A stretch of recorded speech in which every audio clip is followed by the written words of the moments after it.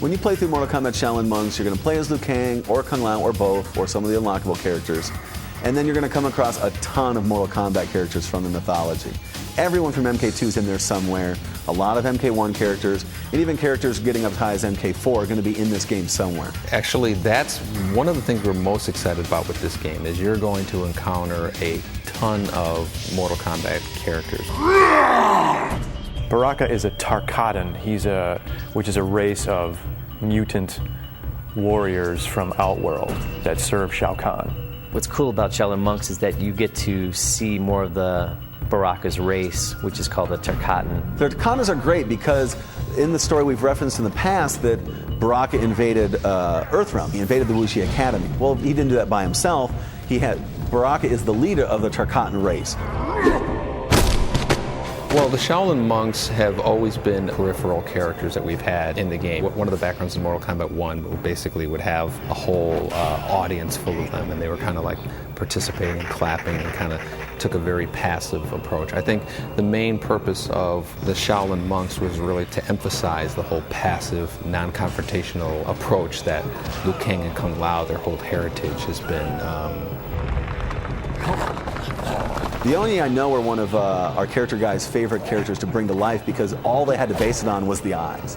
We knew there had to be, fairly nocturnal looking because they're in Goro's lair, they're in the caves, there's no sun, it's dungeony, and that's probably where they live forever. And we kind of created the whole concept that they're even being tortured. So they have like shackles on their arms that you can see that they've broken free from. Johnny Cage. Lay it on me, Raiden. Johnny Cage has always been the character that you don't take quite so seriously. He's kind of a goofy Hollywood guy. And in Shaolin Monks, he's still that same guy.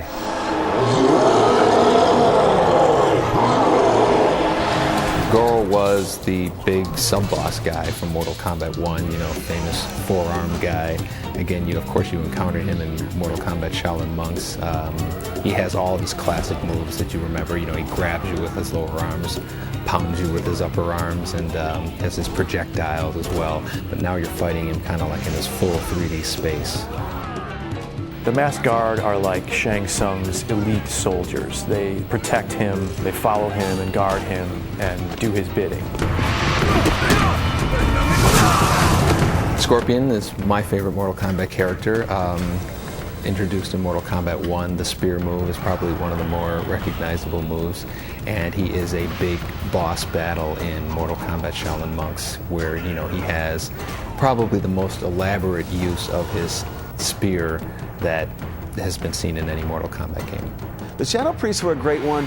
Their look was very defined from the game. Everyone knew what they looked like. We just had to bring them into 3D. But they didn't have any moves. So we had to kind of create a moveset for them. So it had a very mystical feel because all they had ever done was kind of float in the background. So we gave them a lot of kind of magical powers, very floaty powers. You have to actually at sometimes get into the air and do aerial combat against them just to be able to hit them at all. You fought bravely, Liu Kang. Kitana makes quite a big appearance in Shaolin Monks.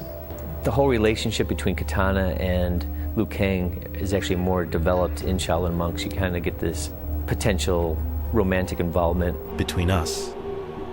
Whoever said anything about there being an us? The Hellbeast is one of the original characters for Shaolin Monks.